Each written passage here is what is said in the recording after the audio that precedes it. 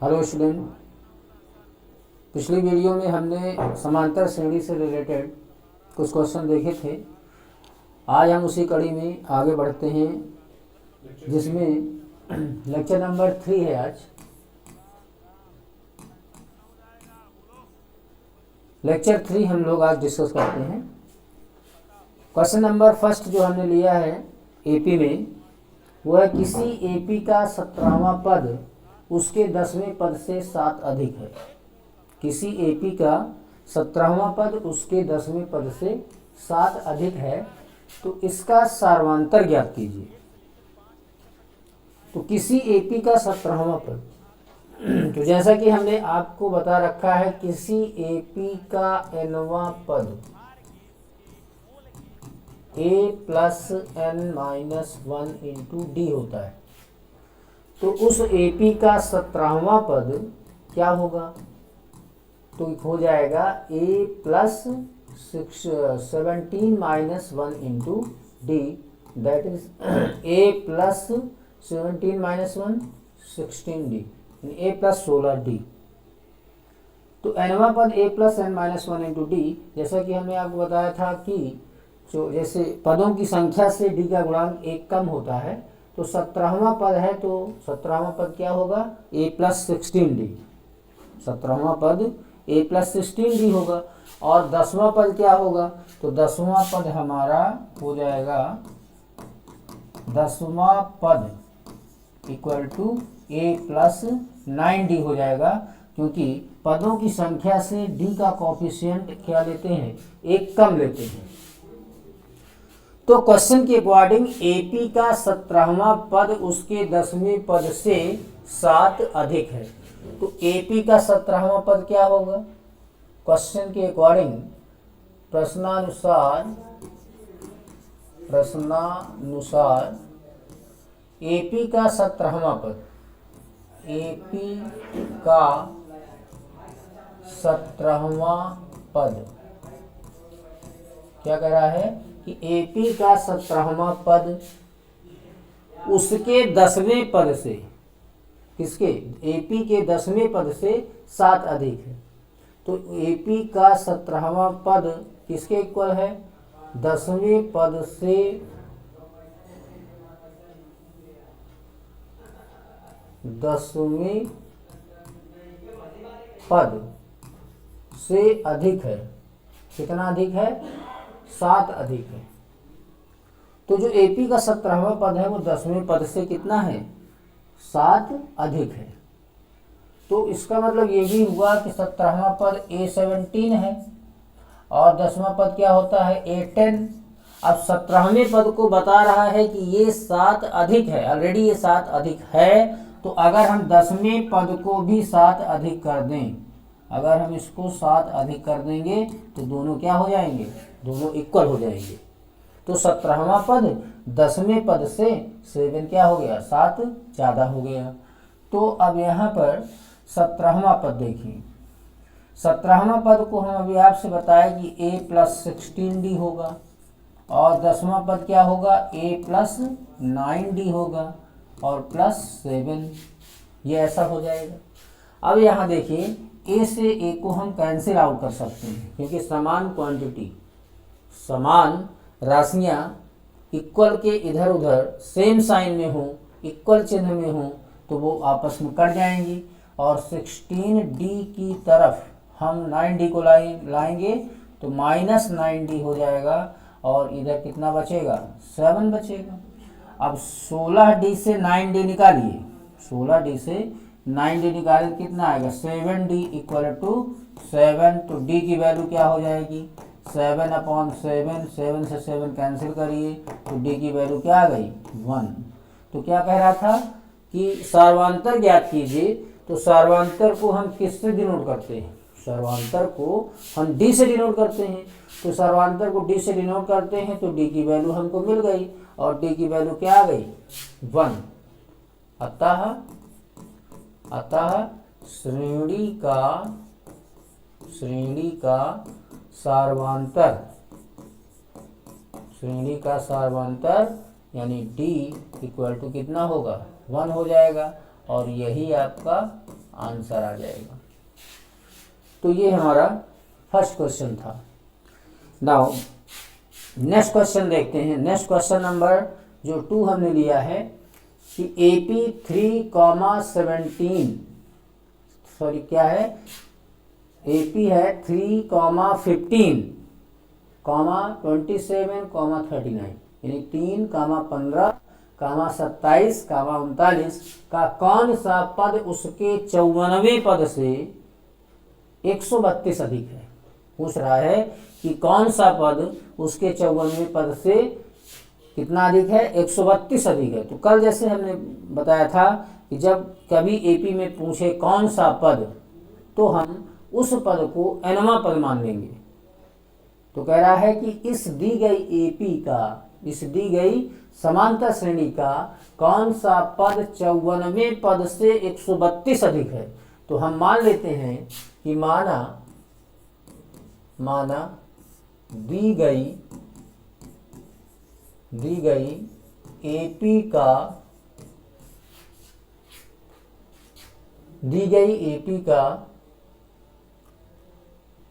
nवां पद मतलब an 54वें पद से कौन सा पद, तो कौन से पद को आपने क्या कह दिया, nवां पद यानी an कह दिया। तो nवां पद 54वें पद से कितना अधिक है, 132 अधिक है। ऐसा आपने मान लिया कि माना दी गई AP का nवां पद 54वें पद से 132 अधिक है। तो दी गई AP का nवां पद 54वें पद से 32 अधिक है। तो nवां पद क्या होता है, nवां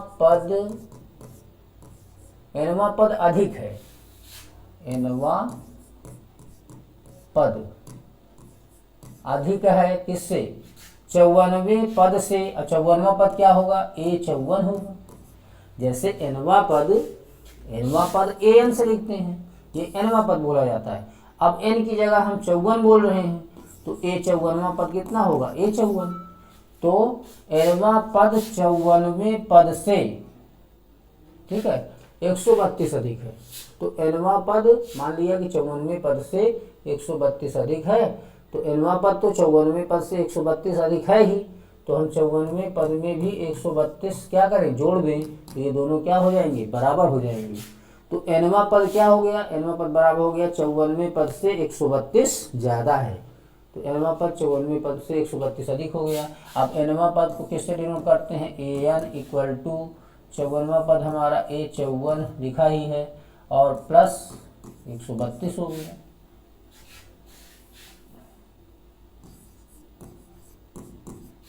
अब nवां पद हमारा क्या होता है, तो nवां पद होता है A plus n minus 1 into D. और आपका 54वां पद क्या होगा, A प्लस 54वां पद है तो A प्लस हो जाएगा 53D। 54 से 1 कम करेंगे डी का गुणांक तो 53 हो जाएगा प्लस 132। अब ऊपर अगर देखें तो दी गई श्रेणी में दी गई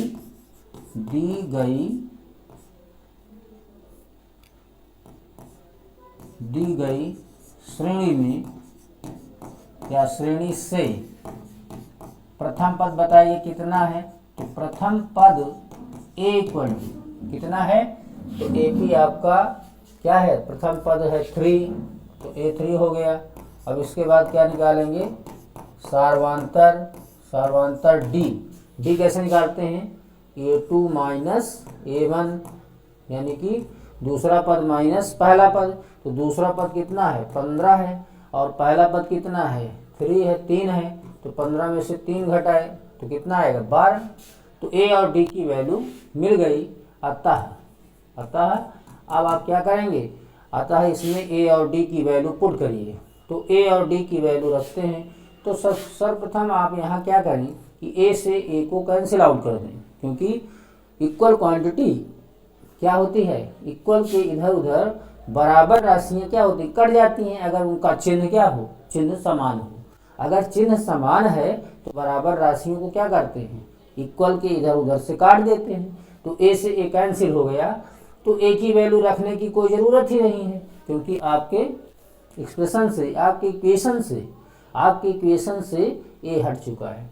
अब यहाँ देखिए डी की वैल्यू रखिए, तो डी की वैल्यू यहाँ रखिए तो कितना आएगा, n-1 इंटू डी। डी कितना है, देखिए डी 12 है तो यहाँ 12 रख दिए, इक्वल टू इधर क्या बच रहा है 53 गुणा में डी। डी कितना है आपका, डी 12 रख दिए भाई, ए से कैंसिल हो गया तो n-1 इंटू डी। डी कितना है 12 है, यहाँ भी 53 गुणा डी हो जाएगा 12 और प्लस कितना 132 हो गया। तो इसको देखिए 12 इधर मल्टीप्लाई करते हैं, गुणा करते हैं तो 12 3 36 की 6 हासिल 3 आएगा, और 12 पंचे 60 और 3 63 हो गया। तो और प्लस 132, अब इसको जोड़ दीजिए तो 6 2 कितना हुआ 8 हुआ, और 3 3 6 हुआ, 6 1 7 हुआ, 768 हो गया। अब इधर देखिए कितना है, तो n-1 इंटू 12 है। अब यहाँ से देखिए n की वैल्यू हमको निकालना होगा, तो n-1 निकालें तो 12 कहाँ है, गुणा में है, गुणा में है तो ये भाग में जाएगा, तो 768 के भाग में कितना गया 12। तो क्या 12 से कैंसिल होगा, क्या 12 से इसको काटिए तो 12 छंग कितना होता है 12 छंग 72 हो गया, 72 4 76, तो 12 चौके 48, तो n-1 कितना आया 64। n-1 आपका आ गया, n-1 64 आ गया, तो n कितना हो जाएगा 64 प्लस 1, क्योंकि -1 इधर जाएगा तो +1 हो जाएगा, तो n इक्वल टू कितना आ जाएगा 64 प्लस 1 65 हो गया। तो n की वैल्यू कितनी आ गई 65, n की वैल्यू हमारी 65 आ गई। अच्छा, पूछ क्या रहा है, कौन सा पद उसके 54वें पद से 132 अधिक है। तो हमने क्या माना था कि nवां पद 54वें पद से 32 अधिक है, और n की वैल्यू कितनी आ गई, n की वैल्यू आपकी आ गई 65। तो आप क्या बोलेंगे कि यहाँ बोला था आपने कि nवां पद 54वें पद से 132 अधिक है, तो nवां पद की जगह n की जगह क्या रखेंगे, n की जगह यहाँ पर हम 65 रखेंगे, तो कहेंगे 65वां, n की जगह 65 रख के बोलिए, तो 65वां पद 54वें पद से 132 अधिक होगा। अतः दी गई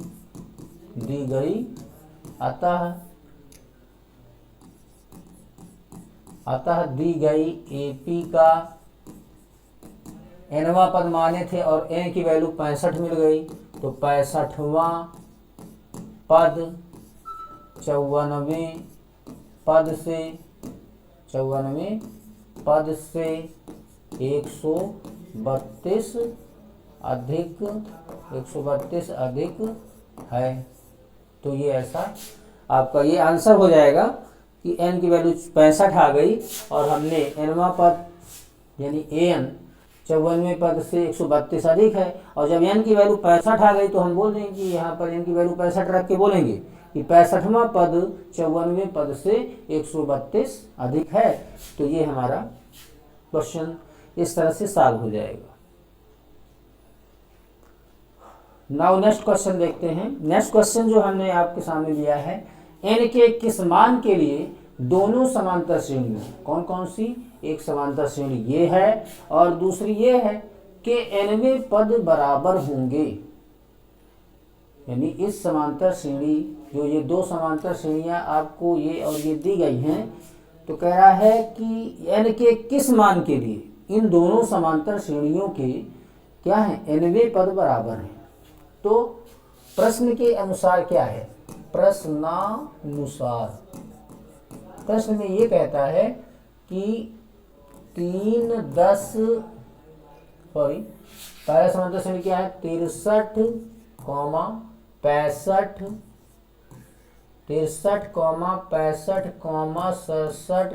एंड सो ऑन का nवां पद किसके बराबर है, का nवां पद बराबर है 3, 10, 17, 3, 10, 17 एंड सो ऑन का nवां पद। तो क्वेश्चन में क्या बोल रहा है कि समांतर श्रेणी 63, 65 और 67 का nवां पद किसके बराबर है? 3, 10, 17 के nवें पद के बराबर है। तो हमें बताना है कि n का मान क्या होगा जिसके लिए ये दोनों के nवें पद क्या हैं? बराबर हैं। तो यहाँ पर ये दोनों क्या हैं? AP है। एक AP आपका ये है, दूसरा AP आपका ये है, और दोनों के nवें पद कैसे हैं? बराबर हैं। तो अगर बराबर है तो n का मान आपको बताना है कि किसके लिए बराबर है। तो देखिए, AP का nवां पद का फार्मूला आप जानते हैं, आपको बताए थे कि nवां पद बराबर क्या होता है? A plus n-1 into D. अब इस फार्मूले को यहाँ लगाइए। तो यहाँ देखिए A plus n-1 into D. A कितना है? A यहाँ पर कितना है? तो A आपका यहाँ 63 है, तो यहाँ रख देंगे 63 प्लस n-1। n को आप निकालना है आपको, तो n-1 इंटू डी कितना होगा? तो 65 से 63 घटाइए, तो 65 माइनस 63 कितना आएगा? 2 आएगा। तो यहाँ पर 2 हो जाएगा। तो a plus n-1 into D आपने यहाँ पर ये लगा दिया। तो इस श्रेणी का ये nवां पद हो गया इक्वल टू, अब इस वाली श्रेणी का nवां पद क्या होगा? तो यहाँ a कितना है? 3। तो a प्लस होता है तो 3 प्लस n-1 इंटू डी। अब यहाँ का डी देखिए कितना है? 10 माइनस 3, मतलब कि द्वितीय पद माइनस प्रथम पद। तो 10 में से 3 घटाइए, तो 10 में से 3 घटाए तो कितना आएगा? 7। तो यहाँ पर क्या लिख देंगे? 7। अब इसको सॉल्व करिए, कितना आएगा? 63 प्लस 2 का अंदर मल्टीप्लाई कराएं तो हो जाएगा 2n माइनस 2, 2 का n में फिर 2 का 1 में, माइनस इधर कितना? 3 प्लस 7 का अंदर मल्टीप्लाई करें तो 7n माइनस 7 हुआ। अब क्या होता है? n की वैल्यू निकालनी है तो n को एक तरफ करेंगे, n को एक तरफ लाइए। तो इधर देखिए पहले 63 से 2 घटाइए, कितना आएगा? 61 आएगा, और प्लस 2n लिख दिए।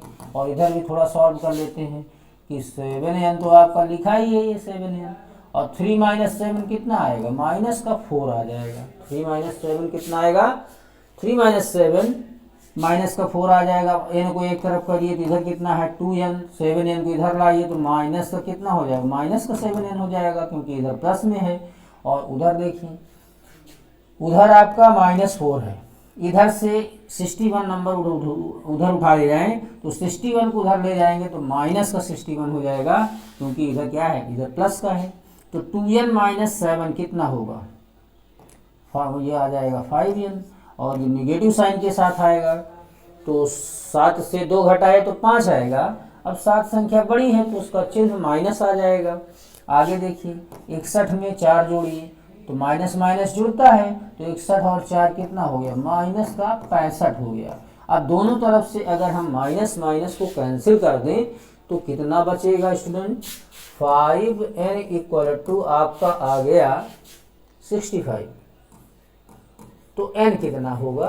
तो n आपका हो जाएगा 65, और मल्टीप्लाई वाला किस में जाता है? डिवाइड में। तो मल्टीप्लाई को डिवाइड में ले जाएंगे तो 5 नीचे गया, तो 5 से काट दीजिए, तो 5 बन जा 5, 5 एकम 5, 1 बढ़ा तो 15 हुआ, तो 5 तिया कितना हुआ? 15 हुआ। तो n की वैल्यू कितना आ गई? 13 आ गई। यानी आपसे क्या पूछ रहा था क्वेश्चन में कि n के किस मान के लिए ये दोनों श्रेणियों के nवें पद बराबर हैं? तो n का जो मान आया 13, यानी n बराबर 13 के लिए दी गई दोनों AP के nवें पद बराबर होंगे। तो हम लास्ट में इसका आंसर लिख देंगे। आंसर में क्या लिखेंगे? जैसे क्वेश्चन में पूछ रहा था कि n के किस मान के लिए दी गई दोनों समांतर श्रेणियों के nवें पद बराबर हैं, तो लिख देंगे अतः n बराबर 13 के लिए दोनों समांतर श्रेणियों के nवें पद बराबर इनमें पद बराबर होंगे। तो इस तरह से ये क्वेश्चंस को हम सॉल्व करेंगे। तो इस तरह से आज हम लोगों ने 3 क्वेश्चन डिस्कस किए हैं। अब नेक्स्ट वीडियो में हम और भी इम्पॉर्टेंट क्वेश्चंस जो बोर्ड एग्जाम में आने वाले हैं या आ सकते हैं उनको हम डिस्कस करेंगे। तो अगर कोई डाउट हो, किसी क्वेश्चन में कोई डाउट हो तो आप कमेंट कर सकते हैं। Thank you. Good night.